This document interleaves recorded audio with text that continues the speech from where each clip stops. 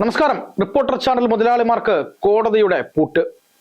റിപ്പോർട്ടറുമായി ബന്ധപ്പെട്ട് നിരവധിയായിട്ടുള്ള ആക്ഷേപങ്ങൾ എല്ലാ സമയത്തും ഉയർന്നു വരുന്നതാണ്. കഴിഞ്ഞ സർക്കാരിന്റെ കാലത്ത് കഴിഞ്ഞ സർക്കാരിന്റെ എല്ലാ തോന്നിവാസങ്ങളെയും ഇത്രയധികം മനോഹരമായി, അതായത് പാർട്ടി ചാനലിനേക്കാൾ മനോഹരമായി ന്യായീകരിച്ചിരിക്കുന്ന ഏതെങ്കിലും ഒരു ചാനൽ ഉണ്ടോ എന്ന് ചോദിച്ചാൽ അത് റിപ്പോർട്ടർ ചാനലാണ്. 24x7 മലയാളം എന്ന് പറയുന്ന ന്യൂസ് ചാനലും റിപ്പോർട്ടർ ചാനലും തമ്മിലായിരുന്നു മത്സരം. പിന്നീട് 24നെയും, അതായത് 24 എന്ന് പറയുന്നത് ശ്രീകണ്ഠൻ നായർ സാറിന്റെ 24 അല്ല, 24 ന്യൂസ് മലയാളത്തെയും കടത്തി വെട്ടിക്കൊണ്ട് റിപ്പോർട്ടർ ചാനൽ ആ ഒരു മേഖലയിൽ 1ാം സ്ഥാനത്തെത്തി. കൈരളിയൊക്കെ ഇങ്ങനെ മുകളിലോട്ട് നോക്കി നിന്ന് ഇത് ആരാണ്, എന്താണ്, എനിക്ക് ഭ്രാന്തായതാണോ, അതല്ല മറ്റ് ആളുകൾക്ക് ഭ്രാന്തായതാണോ, റിപ്പോർട്ടറിന് ഭ്രാന്തായതാണോ എന്നൊക്കെ ചോദിക്കുന്ന അവസ്ഥയിൽ ഈ കാര്യങ്ങൾ ഉണ്ടായിരുന്നു. ആ രീതിയിലുള്ള ന്യായീകരണങ്ങളായിരുന്നു വന്നുകൊണ്ടിരുന്നത്. പക്ഷേ റിപ്പോർട്ടർ ചാനൽ മുതലാളിമാർ മുട്ടിൽ മരമുറി കേസിൽ നിന്ന് രക്ഷപ്പെടാൻ അന്നത്തെ സർക്കാരുമായി ബന്ധപ്പെട്ട് എല്ലാവിധ കളികളും നടത്തിയിരുന്നു എന്നുള്ളതാണ് യാഥാർത്ഥ്യം. അത് അന്വേഷിച്ച ഡിവൈഎസ്പി ബെന്നിയെ പെണ്ണ് കേസിൽപ്പെടുത്താനുള്ള പൊറാട്ട് നാടകം അവർ നടത്തി. അതിന് വളരെ പ്രധാനപ്പെട്ട അവരുടെ മാധ്യമ പ്രവർത്തകരെ അവർ ഉപയോഗിച്ചു. ഇത്രയും വൃത്തികെട്ട ഒരു നാറിയ കളി അവർ എവിടെയെങ്കിലും കളിച്ചിട്ടുണ്ടോ, അല്ലെങ്കിൽ മറ്റാരെങ്കിലും കളിച്ചിട്ടുണ്ടോ എന്ന് ചോദിച്ചാൽ ഇല്ല എന്ന് തന്നെ പറയാം. ആരെയെങ്കിലും പെണ്ണ് കേസിൽപ്പെടുത്തി അവരെ ഇല്ലാതാക്കാനുള്ള ശ്രമം നടത്തുന്നത് അത്ര നല്ല കാര്യമല്ല എന്ന് എല്ലാവർക്കും അറിയാലോ. ഏറ്റവും മോശപ്പെട്ട കാര്യം. അതിന് പക്ഷേ അന്നത്തെ പോലീസ് ഉദ്യോഗസ്ഥർ ഒന്നടങ്കം ആ സംഭവത്തെ എതിർത്തത് കൊണ്ട് സർക്കാരിനും കാര്യമായി അവരെ ഹെൽപ്പ് ചെയ്യാൻ കഴിഞ്ഞില്ല എന്നുള്ളതാണ് യാഥാർത്ഥ്യം.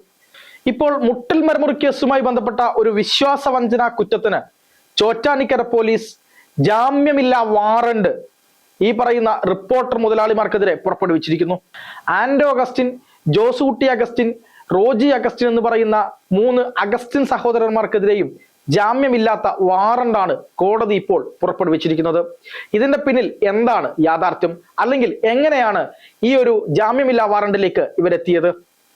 മുട്ടിൽ നിന്ന് മുറിച്ചു കടത്തിയിട്ടുള്ള മരം ഇവിടെ എറണാകുളത്തുള്ള ഒരു പ്രധാനപ്പെട്ട മരവ്യാപാരിക്കാണ് അവർ കൊടുത്തത്. ആ മരവ്യാപാരിക്ക് അത് കൊടുക്കുമ്പോൾ ഇത് വഴിവിട്ട് ഉണ്ടാക്കിയിട്ടുള്ള ക്രമവിരുദ്ധമായ നിയമവിരുദ്ധമായ രീതിയിൽ മുറിച്ചെടുത്ത മരമാണ് എന്ന് പറയാതെ ഇത് നോർമൽ നല്ല രീതിയിലുള്ള ഇടപാടുകളിലൂടെ നടത്തിയിട്ടുള്ള മരമാണ് എന്ന് വിശ്വസിപ്പിച്ചുകൊണ്ട് അയാളുടെ കയ്യിൽ നിന്ന്, ആ മുതലാളിയുടെ പേര് ഞാൻ പറയുന്നില്ല, അയാളുടെ കയ്യിൽ നിന്ന് 1.5 കോടിയോളം രൂപയാണ് ഇവർ അഡ്വാൻസ് വാങ്ങിയത്. അങ്ങനെ അഡ്വാൻസ് വാങ്ങിയതിന് ശേഷമാണ് ഈ മരവ്യാപാരി അറിയുന്നത് ഇത് വലിയ കേസ് നടക്കുന്ന കാര്യമാണ്. വനത്തിൽ കടന്നുകൊണ്ട് ഒരു പെർമിഷന്റെ ഭാഗം, അതായത് വനം വകുപ്പ് കൊടുത്തിട്ടുള്ള ഒരു പെർമിഷന്റെ പുറത്ത് ഒരുപാട് ആയിരക്കണക്കിന് ഏക്കറുകളിലെ മരങ്ങളാണ് ഇവർ നിയമവിരുദ്ധമായി മുറിച്ചു കടത്തിയത്. ആ മരമാണ് തനിക്ക് വിൽക്കാൻ ഉദ്ദേശിക്കുന്നത്. അതിന്റെ ഭാഗമായിട്ടാണ് ആദ്യഘട്ടം എന്ന നിലയിൽ 1.5 കോടി രൂപ തന്നോട് ഈ തരത്തിൽ ആൻഡോ സഹോദരന്മാർ, അതായത് അഗസ്റ്റിൻ സഹോദരന്മാർ വാങ്ങിയത് എന്ന രീതിയിൽ അദ്ദേഹം അറിയുന്നത്. അതിനെതിരായിക്കൊണ്ട് അദ്ദേഹം ആദ്യം നിയമ നടപടിക്ക് മുന്നോട്ട് പോയി.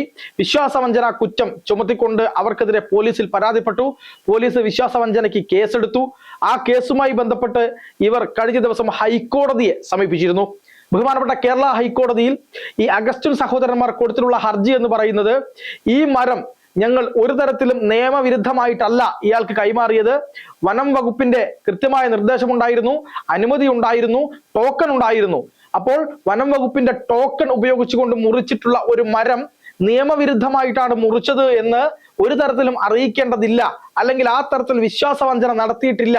അതുകൊണ്ട് ഈ കേസ് റദ്ദാക്കണമെന്ന് പറഞ്ഞുകൊണ്ടായിരുന്നു ഇവർ ഹൈക്കോടതിയെ സമീപിച്ചത്. പക്ഷെ ബഹുമാനപ്പെട്ട കേരള ഹൈക്കോടതി ഇതിലെ എല്ലാ വാദങ്ങളും കേട്ടതിന് ശേഷം ഇവരുടെ ഹർജി തള്ളിക്കളയുകയാണ് ചെയ്തത്. കാരണം മുട്ടിൽ മരമുറി കേസിന്റെ ഒരു വ്യാപ്തി നമുക്കറിയാം. നമ്മളെയൊക്കെ ഞെട്ടിച്ചു കളഞ്ഞിട്ടുള്ള അത്രയ്ക്ക് കോടാനുകോടി രൂപയുടെ കേസാണ് അതിൽ നിലനിൽക്കുന്നത്. അതിലാണ് വലിയ കളികൾ നടന്നുകൊണ്ടിരുന്നതും.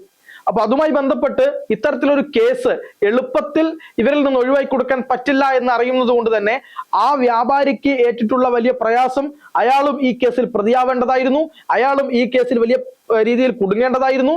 പക്ഷേ കൃത്യമായി പോലീസ് അന്വേഷിക്കുകയും അയാൾക്ക് ഇതിൽ പങ്കില്ല, അയാളെ തെറ്റിദ്ധരിപ്പിച്ചതാണ് എന്ന് മനസ്സിലാക്കിയതിന്റെ അടിസ്ഥാനത്തിൽ അയാൾ കൊടുത്ത കേസ് കൃത്യമായി പോലീസ് കൈകാര്യം ചെയ്തുകൊണ്ട് മാത്രമാണ് ആ വ്യക്തി ഈ കേസിൽ നിന്ന് ഇപ്പോൾ രക്ഷപ്പെട്ടിരിക്കുന്നത്. അതുകൊണ്ട് തന്നെ അയാളുടെ ആത്മാഭിമാനത്തിനും അയാൾക്ക് നഷ്ടപ്പെട്ട സാമ്പത്തിക ചെലവിനും ഇവർ ഉത്തരം പറയേണ്ടതുണ്ട്. വിശ്വാസവഞ്ചനയാണ്, കടുത്ത വിശ്വാസവഞ്ചനയാണ് കാണിച്ചിരിക്കുന്നത്. അത് ക്രിമിനൽ കേസായിട്ടാണ്, ക്രിമിനൽ ഒഫൻസ് ആയിട്ടാണ് രജിസ്റ്റർ ചെയ്യപ്പെട്ടിരിക്കുന്നത്. അതുകൊണ്ട് തന്നെ ചോറ്റാനിക്കരയിലെ കോടതി നിരവധി തവണ ഇവരോട് നേരിട്ട് ഹാജരാകാൻ വേണ്ടി പറഞ്ഞെങ്കിലും അഗസ്റ്റിൻ സഹോദരന്മാർ കോടതിയിൽ ഹാജരായില്ല. അങ്ങനെ ഹാജരാവാത്തത് കൊണ്ട് കോടതി ജാമ്യമില്ല വാറണ്ട് പുറപ്പെടുവിക്കുകയായിരുന്നു.